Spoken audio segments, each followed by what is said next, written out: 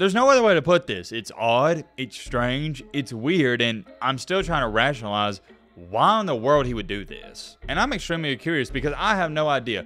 Somebody explain to me why you think he did this in the comment section down below.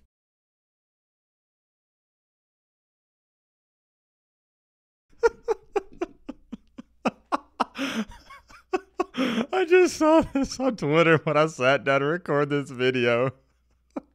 If you know, you know. What made this so funny is I read it in Jameis Winston's voice. Oh my goodness. I'm not here to report on that because I've seen it everywhere. If you saw what happened with Jameis Winston, the Saints, and the Falcons, you know what's going on. Crazy situation. And you know what? Since we're talking about it, let me give you my 2 cents on it real briefly here. And we got to get into some college football stuff. I've made this evidently clear since the start of my channel. If I were to ever become a head coach of anything, I would have the same mentality of Steve Spurrier. If you don't know who Steve Spurrier is, he coached for Florida and South Carolina, and he believed in running up the score on you. He didn't care. He said it's the defense's job to stop us. And if you want some context to this whole controversial Jameis Winston thing, the Saints, instead of taking a knee, and more importantly, Jameis Winston, instead of taking a knee at the end of the game, they were up 41-17. He faked a knee and scored a touchdown. He wound up handing the ball off, but the point is in all of this, it was looked at as, oh, that's unsportsmanlike and you're not supposed to do that. It's bad integrity for the game and you know what everybody says about it. But me personally, don't care. I love it. It's your job to stop me. I'm not necessarily advocating for running up the score and keeping your starters in, but if I got my second and third stringers in there, I'm not going to tell them just to not play football. You know what I mean? And I do believe to a certain extent, you got to take your foot off the gas. And here's my whole thing about it. I get beyond pissed off when other people of the opposing team, they get mad at the other team for running up the score. Like, dude, you're wrong at the mad team. You need to be mad at your team for allowing it. Good gosh almighty, man. And this isn't even the middle school level. This isn't high school football. This isn't even college football. This is the NFL. We're talking about professionals. And I hate how people view up, quote unquote, running up the score. They view it like you're some evil person and mastermind. Let's be real here. Come on now. It was funny what Jameis Winston and the Saints did, and it was even funnier in his post-game interview. We start off this video in the most random way possible. We gotta get down to business and talk about college football. Speaking of college football, you know one thing that has changed the whole complexity of college football? The transfer portal. It hasn't just changed the recruiting aspect, it has changed every aspect in the entire landscape of the game. But we all know this by this point in time, so let's not act too brand new here. But what we gotta talk about in today's video is a current 5-star recruit just did one of the strangest and oddest things you're ever gonna see. And more importantly, this isn't just any 5-star recruit. This was the #1 quarterback and also the #1 overall player in his class coming out of high school. There's not another way to put it. It's odd. We're going to talk all about that, but also we had to talk about the Cinnamon Rolls and what they've been doing. They have been killing it on the recruiting side. And you remember the backup quarterback for the Cinnamon Rolls, Tate Rodemaker? He's just announced where he's going. It is more than safe to say we got a jam-packed video, but all right, man, blah, blah, blah. Shut the crap up. Now, without further ado, let's get it.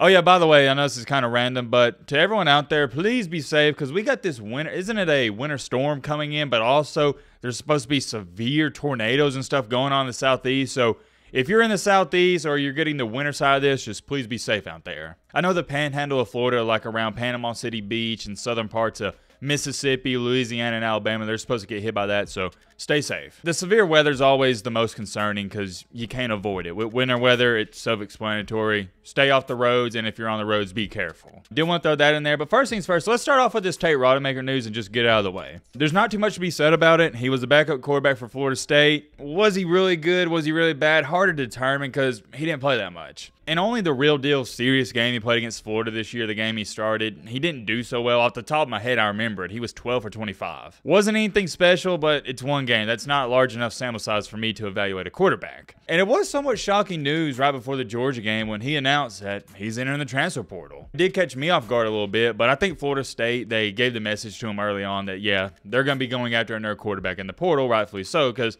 Tate Rodemaker, with all due respect, wasn't going to lead you to the promised land next year. They knew that, and I think he knew that, and that's why he decided to depart. Well, take a look at this. He wound up committing to Southern Miss. I'm not going to go as far as saying, oh my goodness, this caught me off guard, but I didn't see it coming. But the more I look at it, I love it. This is a win-win, and I love when quarterbacks go to a school where they know they can start and play right away. Sure, he could have tested the waters out at another big-time Power 5 school, but with going to Southern Miss, It's self-explanatory. You know, the coaching staff knows he's going to be the starter. And that's always been my logical thing for recruits. Why not go to a school in which you know you're going to play at? For a lot of these quarterbacks, that's what it comes down to. They don't care where they go. They just want to play. Of course, if you can be the starter at Florida State, you'd rather go there, but that's much easier said than done. If you go to any of these top 10 teams like Ohio State, Michigan, Alabama, Georgia, Florida State, Texas, Oklahoma, you're going to be battling for that quarterback spot with 3 to 4 other guys. And here's the kicker with all of that. These other 3 to 4 guys you're battling with,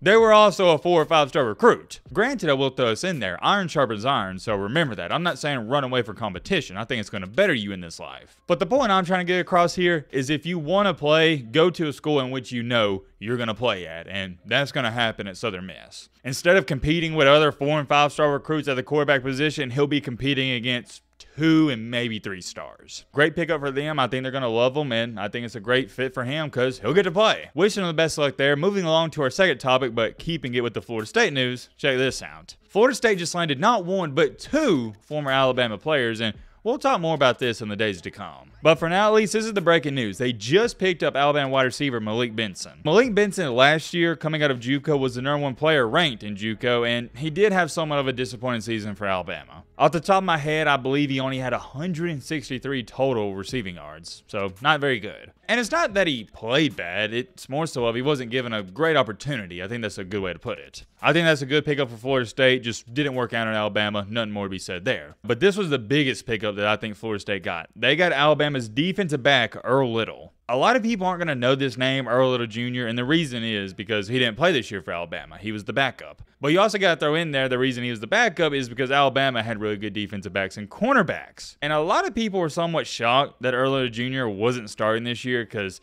he made a running for it in the offseason. Long story short, though, he doesn't start, and he would have started next year unless something crazy happened, but he decided, nah, I'm not risking it. I'm going in the portal, and winds up deciding to go to Florida State. I think that is beyond a great pickup for Florida State. That's phenomenal. He is going to make that defense so good, and he will be a day 1 starter. Like I said, he probably would have started at Alabama if he would have stayed, but yeah, decided to go elsewhere. Wish him the best of luck there. Mike Norvell is doing a heck of a job in the transfer portal, so hats off to him. And congrats to the Florida State fan base. These are big pickups, so do not underestimate them. I could talk about that all day, but we're going to move on to the main topic, the main encore, the main reason you clicked onto this video. What is going on with this former 5-star recruit? When I say his name, it should ring a bell. Malachi Nelson. Y'all remember him, right? The #1 overall, not just quarterback, #1 overall recruit in his respected class. This guy was a beast, and keep in mind, in the class of 2022, he was ranked ahead of guys like Nico Iamaleava at Tennessee and also Arch Manning. And as we all know, or you should know, Malachi Nelson winds up committing and signing with USC, and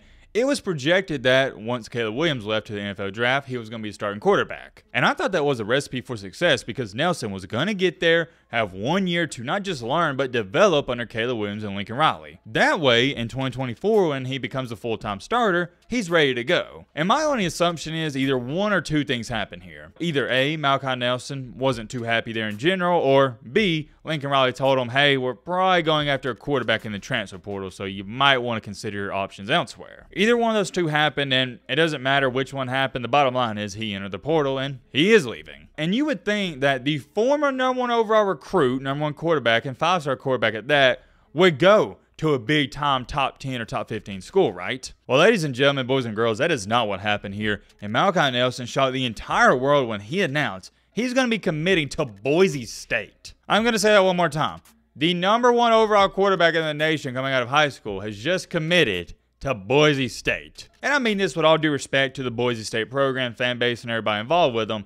This isn't something you see every day. And you almost have to question, why would a 5-star go to Boise State? There's no other way to put this. It's odd, it's strange, it's weird, and I'm still trying to rationalize why in the world he would do this. The one conclusion I continue to come back to, though, is this right here. He was guaranteed the starting job, and he just wants to play. It doesn't matter where he's playing. He wants to play. Simple as that, and I don't fault him for it. Same thing we just talked about with Tate Rodemaker. Yeah, he didn't go to a big-time program. He went to Southern Miss, but hey, he's going to be a starting quarterback. I think that's what you're seeing here because Malachi Nelson didn't want to risk going to another school like USC, another top school out there and battling it out and not winning the starting job. Because you got to think about it. Let's just say, theoretically speaking, Michael Nelson would have went to Ohio State, lost the starting quarterback job to whoever, and now that is 2 years in a row in which he's a backup quarterback and not playing football. He didn't want that to happen, and I can't fault him for it. I would have done the same thing. But although I would have done the same thing, it doesn't take away from the fact that this is an odd situation and you don't see it happen every day. Normally when former 5-star recruits and big-time players are in the transfer portal, they go to another notable school and program in college football. And let me make this clear, because you're going to have all these people say, well, Matt, Boise State goes 10-2, 11-1 every single year. And look, I get that. I'm not saying this is a bad fit whatsoever. I haven't said that at all. It may wind up being a great fit. What I'm saying is,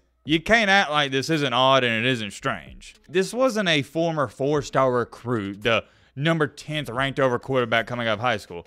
This guy was ranked ahead of Nico Iamaleava and Arch Manning, and he winds up going to Boise State. Think about that. Very, and I mean very weird, to say the least. And unless I'm highly misinformed here, I don't think Boise State is big in the NIL department. Maybe these potato farmers up there are giving all these players NIL deals, but I haven't heard anything about it. And I'm extremely curious because I have no idea.